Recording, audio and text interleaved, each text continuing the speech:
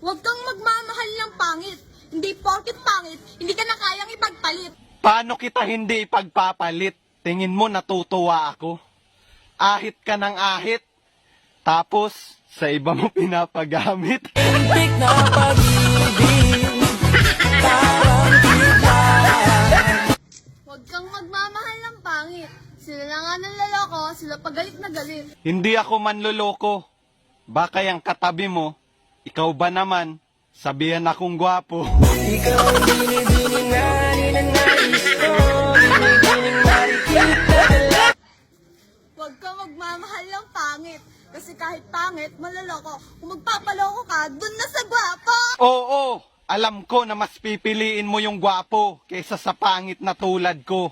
Pero kaya hindi kayo pinapahalagahan kasi hindi kayo pinaghirapan. Ang sakit-sakit pala kapag naloko ka, kaya naman sa relasyon na to ayoko. Huwag kang magmamahal ng pangit. Kasi hindi ka niya kayang dalhin sa langit. Oo, hindi kita kayang dalhin sa langit.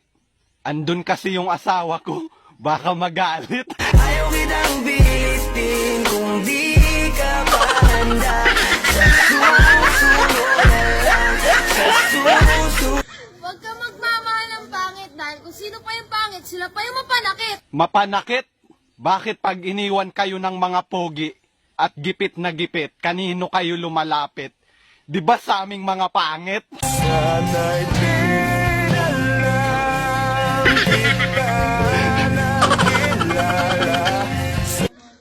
Pangit man sila sa iyong paningin, huwag kang mag-alala, hindi sila nagsisinungaling. Kung itsura lang ang labanan, alam ko talo ako. Pero kung patigasan ang ulo, subukan mo ako. Tumagilid, tumihaya, lumuhod at dumapa, na matapos na kami. Huwag kang magmamahal ng pangit. Kung sino pa yung pangit, siya pa yung hapit na hapit, pumabit. Hindi lahat ng pangit, kabit. Kaya lang naman kita pinagpalit kasi amoy kang anghit. Huwag kang magmamahal ng pangit. Sila na nga yung pangit, sila pa yung sasaktan ka ng paulit-ulit. Pasensya na kung nasaktan kita ng paulit-ulit. Hindi ka kasi pumipikit. Kaya kinurot na lang kita sa singit.